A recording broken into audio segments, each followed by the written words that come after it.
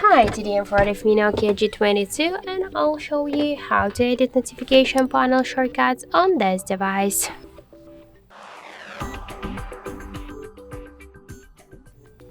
So first let's open the panel, and here if you want to add some options or remove some of them or just to change their positions, we should click here to this edit icon. And you'll see here this section with invisible options.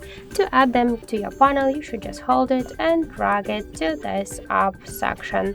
To remove some of these options from your panel, by the same way, you should just hold it and drag it. And to change the positions of the icons here, we should just hold the icon and drag it. Then just click to go back, and that's it. So thank you for watching, and if you find this video helpful, leave thumbs up and subscribe our channel.